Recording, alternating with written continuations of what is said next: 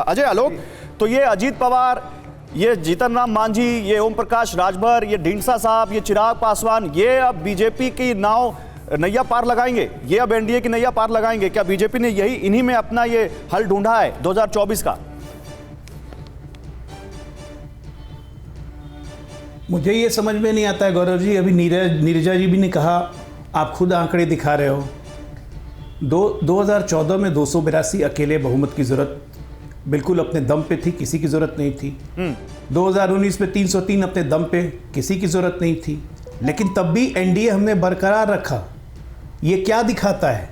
ये दिखाता है कि हमारे नेतृत्व की सोच है कि सबको साथ लेके चलो। साथ में मैंने एग्जाम्पल भी कोट किया कि कांग्रेस की इकलौती बहुमत की सरकार आज़ादी के बाद से अभी तक बता दीजिए जहां कांग्रेस अकेले बहुमत में हो, उसने कभी किसी साझेदार को लिया अपने साथ? नहीं, क्योंकि वो हमेशा एकत्व मानववाद में, अपने ही में विश्वास रखते हैं, एक ही परिवार में विश्वास। अजय जी, आप पॉलिटिक्स करने आए हैं, आप हमारी विचारधारा में हैं। कोई तो रणनीति होगी इन लोगों को साथ में लाने की। चुनाव में जा रहे हैं, कोई तो रणनीति होगी कि इनसे आपको क्या फायदा होगा। समाज सेवा थोड़ी ना कर रहे हैं कि आइए एनडीए में सबको साथ मिलकर चुनाव लड़ाएंगे। नहीं, चुनाव लड़ाने की बात नहीं है भाई। हमारी विचारधारा में विश्वास रखते हैं, प्रदेश और देश को आगे बढ़ाने में विश्वास रखते हैं, नरेंद्र मोदी जी के नेतृत्व में से सहमत हैं, तो हमें क्या दिक्कत है? जिसको आना आइए, लेकिन हमारी विचारधारा में रहिए। और ओम प्रकाश राजभर आपकी विचारधारा में विश्वास रखते हैं, फिर समाजवादी पार्टी आप ही को छोड़ के गए थे, वो क्या करने गए थे वहां, और फिर लौट आए आपके यहाँ। ये विचारधारा आपकी उनकी 2 साल बाद फिर जग गई। वही तुम्हें तो घर वापसी इसी को कहते हैं। जाके पता चल गया कि कहां गए थे, वापस सबसे सही जगह पे आ गए। ये घर वापसी है, यू टर्न है अपने हितों। और वो खुद कह रहे हैं कि मैं अवसरवादी हूं। वो क्या कह रहे हैं मालूम? उनसे मैंने बात की, वो कह रहे हैं कि बीजेपी से पंगा कौन ले सकता है, आना ही पड़ेगा बीजेपी के साथ।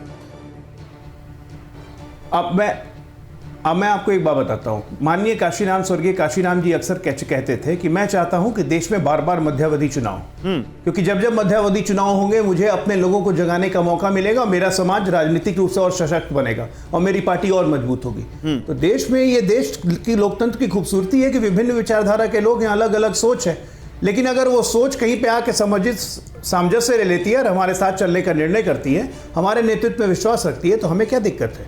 हम लेके चलेंगे। हमारे नेतृत्व में वो क्षमता है। अजय आलोक क्या कह रहे हैं?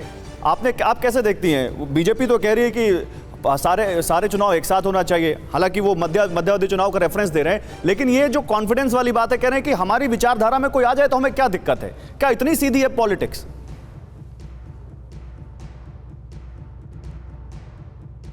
किससे पूछ रहे हैं? मेरे से पूछ रहे हैं क्या? आप ही से पूछ रहा हूँ नीरजा मैम। अच्छा, सॉरी। Okay ma'am.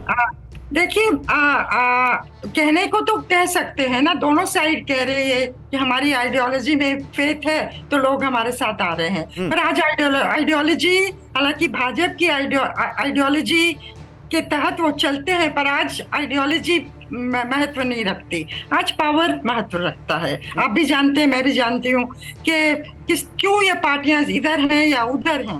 अब इन पार्टियां, जो छोटी छोटी पार्टियां आ रही हैं दोनों तरफ, उनको टिकटें तो देनी पड़ेंगी। अगर आप 38 पार्टीज हैं तो एक एक टिकट तो देना ही पड़ेगा ना। अब भाजपा को अलग कर दीजिए, बाकियों को कुछ तो देना पड़ेगा। क्या पैसा देना पड़ेगा, टिकटें देने पड़ेंगी, ईडी से छुटकारा देना पड़ेगा? किस बेसिस पे वो लोग आ रहे हैं, ये तो देखने लायक बात। एक और सवाल है नीरजा मैम, एक और सवाल है, मैं आता हूं आपके पास। अंकुश श्रीवास्तव, चलिए पार्टियां तो मिल जाएंगी, और वो पार्टियां जो एक दूसरे के खिलाफ सालों से लड़ रही हैं वो मिल जाएंगी, लेकिन क्या वोटर मिल जाएगा जो एक दूसरे के खून का प्यासा है? वो माफ कर देगा? वो वोटर कनेक्ट हो जाएगा? देखिए, ये इतना आसान नहीं है। कई राज्यों में हमने ये देखा है कि बिहार ऐसे राज्यों में कई बार ऐसा हुआ है कि जेडीयू और अगर आरजेडी का वोट बैंक होता है तो आरजेडी का वोट बैंक जेडीयू को ट्रांसफर हो जाता है, लेकिन आरजेडी को वोट बैंक नहीं मिलता है उस तरीके से, और वो वहाँ जातिगत गणित के हिसाब से चीज़ें बनती बिगड़ती रहती हैं।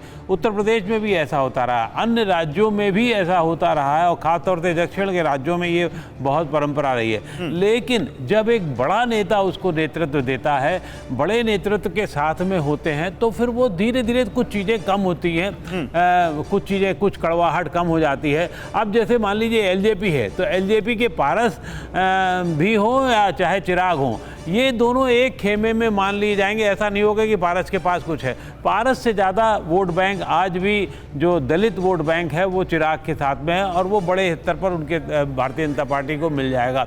उसी तरीके से राजभर का 4% का vote bank Bharatiya Janata party को बड़ा सपोर्ट देगा और राजभर इसलिए संतुष्ट हो जाएंगे क्योंकि वहां उनको ज्यादा सीटें, कुछ सीटें मिल जाएंगी और बीजेपी के पास 4% आ जाएगा। इसमें एक गणित अलग तरीके से काम करती है। वही वाली बात है होगी, इश्क है तो रिस्क है। मतलब यहां पर पता नहीं किसको किस नेता से इश्क होगा, किससे जुड़ा होगा, नहीं होगा, इसमें भी रिस्क है।